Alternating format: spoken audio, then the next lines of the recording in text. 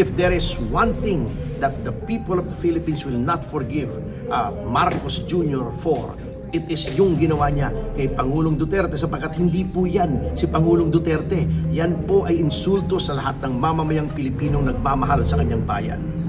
Wala na ba tayong dignidad bilang isang bansa na kailangan ng ating mga mamamayan ay hatulan ng mga banyaga sa ibang bansa?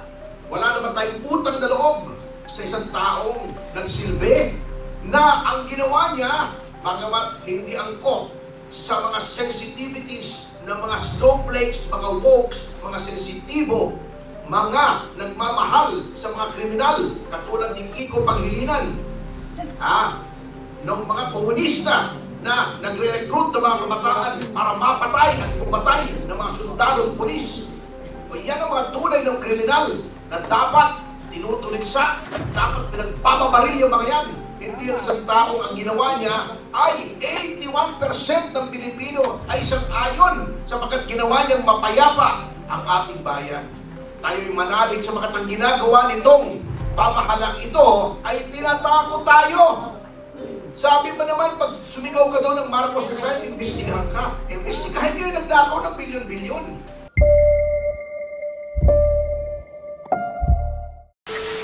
Ano po yung inaasahan natin ngayong isang araw na lang yung inaantay natin? Wala na isang araw, yung pasya po. Well, katulad ng sinabi ko, we are hoping for the best, but we are prepared for the worst.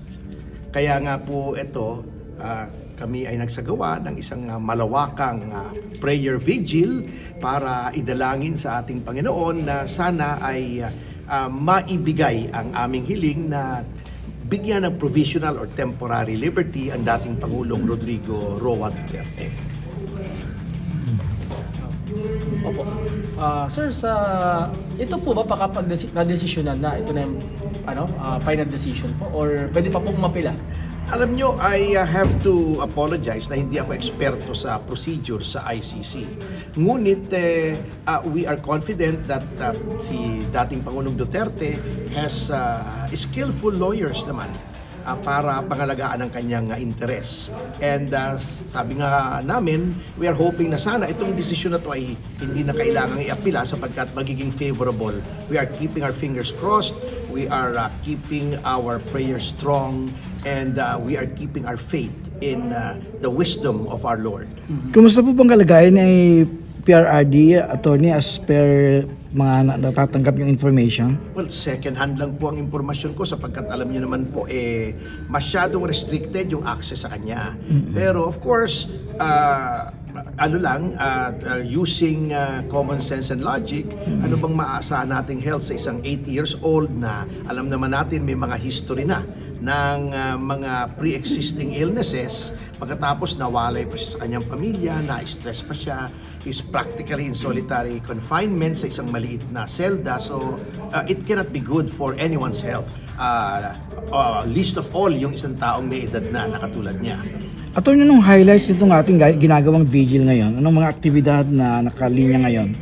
Basically, it's just a prayer from all over the country sa mga naniniwala na dapat palayain kahit pansamantala si Pangulong Duterte, and this is an ecumenical interfaith endeavor. Nandyan po yung mga Christian groups, nandyan may mga in their private capacities ay mga kapatid sa Iglesia ni Cristo, katulad ko, mayroong mga Katoliko, may mga Muslim, may mga indigenous peoples na nag-o-offer ng kanilang prayers. Because after all, when all is said and done, isang Diyos lang naman ang ating kinakausap at hinihilingan. Sir, kapag itong presidente, si PBBM ba may chance kaya na siyang kumausap sa ICC at maibalik ang dating Pangulo? I do not think so sapagkat it would be inconsistent. Sapagkat siya mismo ang gumawa ng machinations para labag pa nga sa ating mga batas at sa konstitusyon upang madala si Pangulong Duterte sa isang foreign jurisdiction at hatulan ng mga banyagang mga hurado. Can you imagine? Wala na tayong dignidad bilang isang bansa at bilang mga Pilipino na kailangan pa ang ating dating Pangulo na ang kanyang mga ginawa ay may pinakamataas na approval rating, ay husgahan pa sa isang malayong lugar ng mga banyaga na hindi naman naintindihan ang mentalidad nating mga Pilipino. So, isang insulto po yan eh. So, I do not know how he can remedy that. If there is one thing that the people of the Philippines will not forgive Marcos Jr. for, it is yung ginawa niya kay Pangulong Duterte, sapagkat hindi po yan si Pangulong Duterte. Yan po ay insulto sa lahat ng mamamayang Pilipinong nagmamahal sa kanyang bayan. Opo. Sir, may iba tayo. Sir, sa tingin niyo sa ginagawa pong investigasyon pala ngayon ng ICI, may mapapanagot po kaya talaga dyan? Or yung mga kalaban lang po sa politika? You're talking about the Independent Commission on Infrastructure supposedly. Wala na pong independence yan. Kita nyo ha? Sabi nila noon, sila ay magiging transparent. Gumawa pa sila ng guidelines para sa live streaming. Ngunit kapag ang isang iniimbestigahan nila, katulad nung isang araw, si Arjo Atayde at saka isang congressman, humiling ng executive session, hindi nila pinapapasok ang media. It is behind closed doors. Anong klaseng transparency yan? Meron kang provision sa live streaming, pag hiniling ng kahit sino, executive session, susundin mo. Number 2, bakit palagi nakabuntot si Secretary Vince Dizon sa ICI sa pag-iimbestiga? Akala ko ba independent ang ICI? Ang Secretary of Public Works and Highways ay alter ego ng Presidente. Siya ay representative, parang siya ay isang agent ng Presidente. Hindi po independent yan. Why is the ICI getting input from a person who is under the direct control and supervision of the President? Pagkatapos, ang kanilang mga findings ay pino-forward pa nila sa ombudsman na alam naman natin na hindi rin independent, na yung Malacanang ay pinilipit ang lahat ng batas, nag-bend the law, nakatakot-takot na bend the law para lang maipasok bilang ombudsman. So anong aasahan pa po natin sa investigasyon na ito? Yes, magandang gabi po, magandang umaga, magandang tanghali, sapagkat ang pagkaintindi ko ay buong mundo ay nabo-broadcast po tayo. Nandito kami ang mga PDP na ngayon po ay nananalangin para sa magandang desisyon. Sabi ni Ma'am Astra, good boy daw ako ngayon. So, medyo magtitimpi po tayo sapagkat prayer vigil daw. Konting timpi lang. Sapagkat alam niyo naman, kaya dumating tayo sa ganitong sitwasyon ay medyo minamalas ang ating bansa paminsan-minsan sapagkat mula sa pamahalaang Abnoy, nagkaroon nga ng isang 6 na taon na break na matino, pamahalaang bangag naman ngayon. Kaya napaka-malas ng mga Pilipino.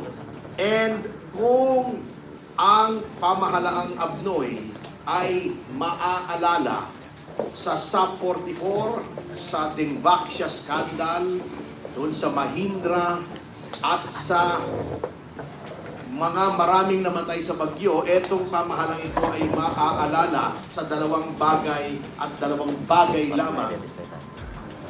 Yung pinakamalaking pagnanakaw sa kasaysayan ng Pilipinas, which is the Floodgate scandal, at ang pagtatraidor sa isang dating Pangulo na nagsilbi ng mahusay at umalis sa kanyang pwesto na may pinakamataas na approval rating. Yan po matatandaan. Kaya vengeance is going to be with us sapagkat history, I am sure, will not judge the Marcos administration kindly sa ginagawa nila. Mabuti pa yung kanyang ama, kung kalaban man ng pamahalaan, katulad ni Ninoy, kung umaalis, pinababalik dito at dito hinaharap ang hustisya. Etong pamahalang ito, mas gusto pa nila mga banyaga ang humusga sa mga mamamayan natin. Walang kakwenta-kwenta talaga, walang sense of patriotism, walang sense of nationalism. Alam nyo yung contrast, mga kasama, ang Amerika, kung protektahan ang kanyang mga mamamayan, may batas po sa Amerika na kapag ang isang mamamayan ng Estados Unidos ay inaresto at dinala sa Netherlands, pinapahintulutan po ang sandatang lakas ng Amerika na lusubin ang Netherlands at kunin yung kanilang mamamayan. Dito po baliktad. Pinababayaan natin na tayo ilusubing dito at kunin ang ating mga mamamayan at dalhin doon. And worse, in disregard of the Constitution and the laws. Ganyan po naging katawa-tawa ang ating pamahalaan sa buong mundo. Baka hindi po alam ng mga residente ng Malacanang, pinagtatawanan po tayo dahil atin pong itinatapon, binibetray ang ating mga mamamayan. Ginawa nila kay Pangulong Duterte, gagawin naman nila kay Senador Bato de la Rosa. Can you imagine? Hinalal ng bayan para maging senador, naging chief PNP, itinaya ang buhay para sa kapakanan ng mga mamamayan. Ibibigay mo sa banyaga dahil lamang binubulugan ka ng mga komunista na ngayon ay nakikipaglaro sa iyong kama. Anong klaseng pamahalaan ito? Kaya't ang kailangan po natin dito ay panalangin, sapagkat tanging langit lamang ang makakapag-ayos ng napakasamang kalagayan ng ating bansa. Kaya tayo po ay manalangin upang ito po ay masakatuparan ng isang tapat na lingkod bayan ay bigyan ng kalayaan. Can you imagine? Sa tagal ng paglilingkod ni Pangulong Duterte, naging piskal, naging mayor, naging congressman, ginawa ang dapat gawin para hindi maging narco state ang Pilipinas. Na kung hindi niya ginawa, baka failed state na tayo katulad ng Somalia o ng Venezuela o noon ang Colombia na ang naghahari ay mga drug lords saka mga drug pusher. Kung hindi niya ginawa yun, baka ganun na. Ayun nga ang nangyari. Ang naghahari na ngayon ay ang mga drug lords, ang mga drug pusher at mga drug addicts ang naghahari. Yan po ang nangyari sa akin. 80 years old, dahil lamang hindi kasang-ayon sa sinasabi niya at mukhang maaring may katotohanan naman, dadalhin mo sa ibang bansa, malayo sa kanyang pamilya, malayo sa kanyang kababayan, lalagay yung sumasaliit na selda sa kalagayan yun ni Tatay Digong. Hindi pa. Napawalang hiya nitong pamahalang ito. Ngayon, kapag kinakalaban mo, sa halip ng imbestigahan, yung mga nagnakaw ng bilyon-bilyon, ang tinutulig sa yung mga sumisigaw ng Marcos resign, yung mga nag-exercise ng legitimate dissent, yan ang mga tinutulig sa yung mga sumisigaw para sa katarungan. Baligtad na po talaga ang mundo, mga kasama. Kaya sana po, kung inyong papahintulutan, magtatapos po ko ng isang maikling panalangin. Ama naming Diyos, maraming salamat po. At kami po, hindi lamang ng mga kaanib ng PDP, kundi ang mga nagmamahal sa ating bayan ay inyong tinipon dito. Maraming salamat po na kung saan-saan man kami sa mundo ay nakarating po kami sa dakong aming pinagtitipunan ng matiwasay at ligtas. Ama, habang iniwan po namin ang aming sambahayan upang makibaka para sa katulungan, sana po ay bantayan niyo po ang aming kaanak. Huwag niyo pong papayagan na sila po ay magkaroon ng sakuna o anumang masamang bagay. Pagkatapos po ng aming vigil na ito, ihatid niyo po kami ng ligtas sa yakap ng aming mga pamilya. Ama, kung mayroon po man kaming naging kasalanan, ay patawarin po ninyo kami. Kami po ay nagkasala hindi dahil nais namin salangsangin ang inyong pag-uutos, ngunit sapagkat kami po ay mahinang mga tao. Ngunit sa kabila po niyan, huwag niyo po kami pagtatampuhan, Ama. Huwag niyo pong pagtatampuhan ang aming bayan. Iligtas niyo po kami sa kadiliman na ngayon ay aming nararanasan. Ibalik niyo po kami sa liwanag, Ama. Kami po ay mga tunay na lingkod ninyo, Ama. Bilang kaisa-isa at pinakamalaking Kristiyanong bansa dito sa Asia, kami po ay lumalapit sa inyo. Tulungan niyo po kami sapagkat nalalampasan na po kami ng aming mga kapitbahay dito sa Asia. Panginoong Jesus, lumalapit po kami sa inyo. Ang amin pong mga panalangin ay ipamagita niyo po sa aming Ama upang ito po ay marinig. Palakasin niyo po ang aming loob.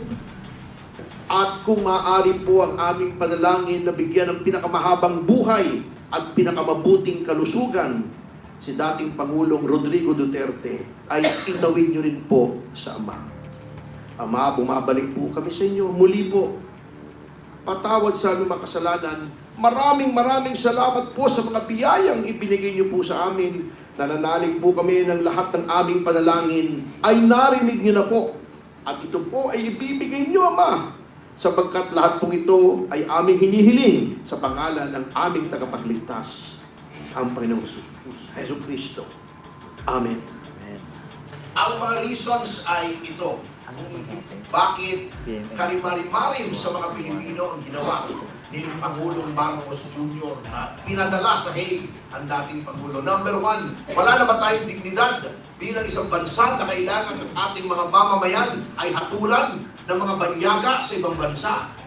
Number two, wala na ba tayong utang na loob sa isang taong nagsilbi na ang ginawa niya, bagamat hindi angkop sa mga sensitivities ng mga snowflakes, mga wokes, mga sensitibo, mga nagmamahal sa mga kriminal, katulad ni Kiko Panghilinan, ng mga komunista na nagre-recruit ng mga kabataan para mapatay at pumatay ng mga sundalong pulis. O yan ang mga tunay ng kriminal na dapat tinutuligsa, dapat pinagpapabaril yung mga yan. Hindi yung isang taong ang ginawa niya ay 81% ng Pilipino ay isang ayon sapagkat ginawa niyang mapayapa ang ating bayan. Yan po ang mga dahilan kung bakit walang kakwenta-kwenta ang ginawa kay Pangulong Duterte. Ngunit na-discuss na po natin yan. Ang atin lang dapat gawin ay tayo po ay huwag matakot, tayo ay manalig sa mga ginagawa nitong pamahalang ito ay tinatakot tayo. Sabi mo naman, pag sumigaw ka daw ng Marcos Rizal, imbestigahan ka. Imbestigahan niyo yung nagdakaw ng bilyon-bilyon. Yung mga general na retirado na nagmamalasakit sa ating bayan, yun ang dinidemanda.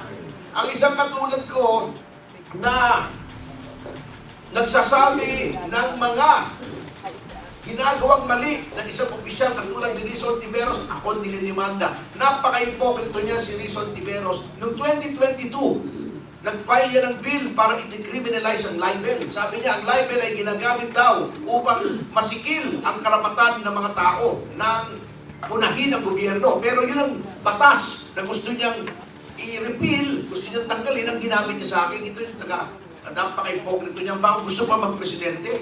O, yan ang ginagawa. Yung mga whistleblowers katulad ni Santico, yung bang unang dinimanda. Yung si Contessa, yung bang sinisiraan, kung sino nagtuturo. Bago, kapag naiipit na ang pamilya Marcos, ilalabas yung kay Casiliong, lalabas yung sa Bungero, lalabas ang kung ano-anong issue, warrant kay Senator Bato para mapagtakpan ang kanilang kapalpakan. Ngunit mga kababayan, huwag po tayong matakot. Dahil sabi nga po sa Biblia, kung ang Panginoon ay kakampi natin, sino magiging kalaban natin? At magtatapos po ako sa pamamagitan ng pagbasa ng nasusulat sa Biblia ang mga sinabi ni Propetang Isaias sa Isaias 41, talata ay 10. Sabi niya, hanggang 11 po ito. Ito po ang sabi ng Propetang Isaias na mga salita ng Diyos. Sabi ng Ama, ako'y sa iyo, huwag kang matakot. Ako ang iyong Diyos. Hindi ka dapat mangamba. Palalakasin kita at tutulungan, iingatan at ililigtas. Lahat ng may galit sa iyo ay mapapahiya at mamamatay. Mamamatay. Makinig ka, boying. Mamamatay ang sino mang lumaban sa iyo.